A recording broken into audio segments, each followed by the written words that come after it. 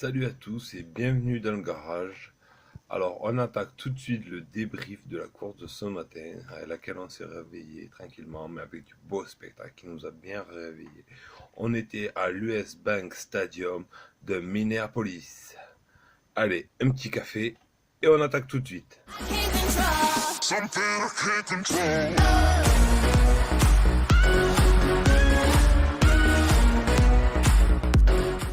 Alors, pour cette course, on a pu voir les 250 du championnat Ouest, pardon, du championnat Est, puisqu'on était au West Coast, donc pas de Dylan. Et donc, on a pu voir un Davalos, un Faulkner pour Kawa, qui ont été impressionnants dans leur hit.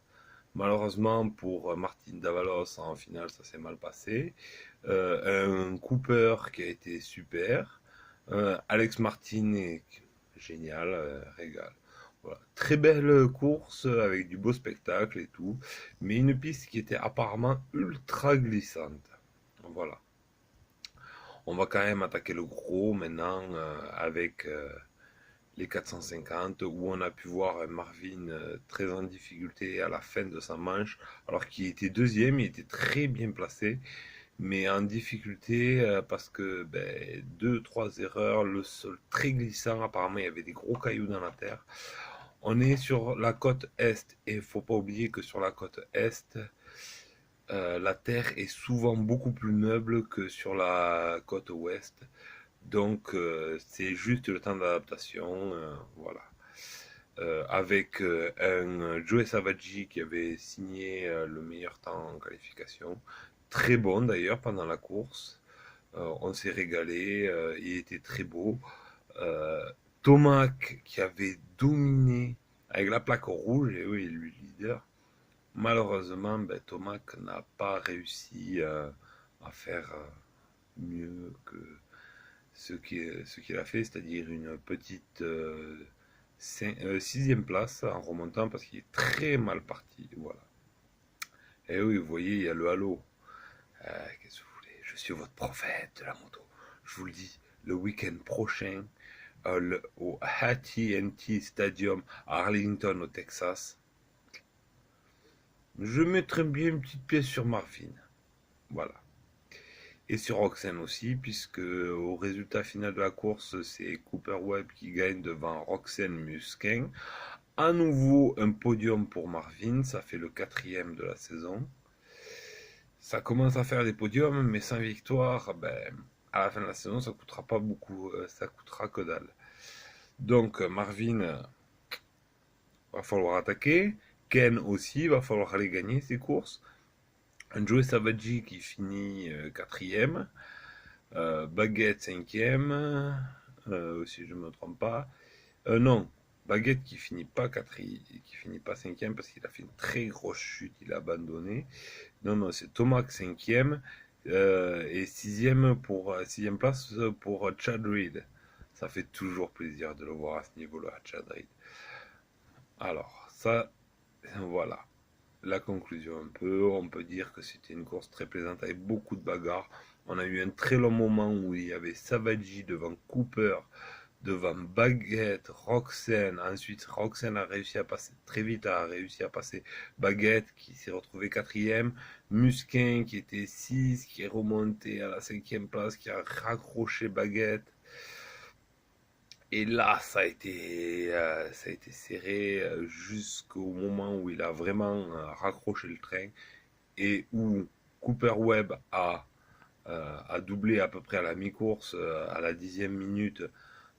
Il a doublé Joe Savaggi, qu'on espère voir gagner, parce que c'est vraiment la révélation de Joe Savaggi. On savait qu'il était bon, mais là, il le confirme, quoi. Je pense que son avenir, même s'il a que cette année de contrat avec Kawasaki, je pense que l'année prochaine, on risque de le revoir toujours chez Kawa. S'il continue comme ça. On n'est qu'à la sixième course. On va pas faire des plans sur la comète, mais enfin bon. Vu le niveau et le talent du mec, je pense qu'il peut continuer, quoi.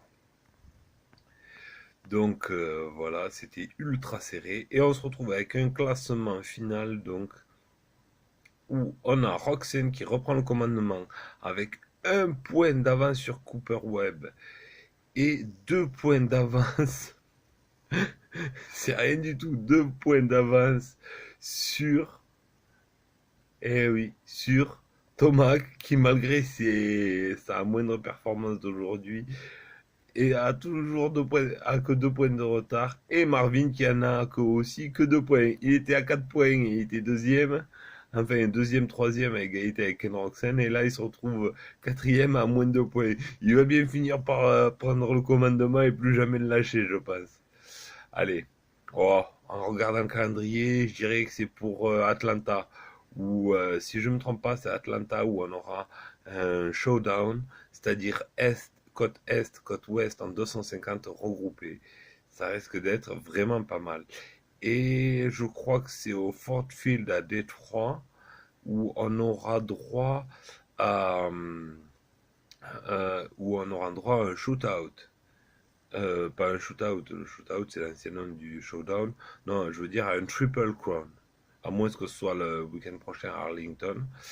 Voilà. Bon, sur ce, les enfants, je vous laisse et n'oubliez pas ce soir, retour de la NASCAR. Certes, c'est pas le championnat officiel, c'est une pré-course, c'est une course de pré-saison. C'est toujours, c'est à Daytona, donc comme sous, c'est The Clash. Voilà. Et pour les fans de motocross, normalement, si tout va bien, je serai à la Capelle Marival le 24. Donc, ceux qui veulent me rencontrer, venez. Ouais, repérez bien le bonnet, celui-là ou l'autre que vous avez l'habitude de voir. Voilà, on peut se, on peut se voir là-bas. Je confirmerai ma présence ou pas dans la semaine. Voilà. Portez-vous bien, on se retrouve très vite dans le garage.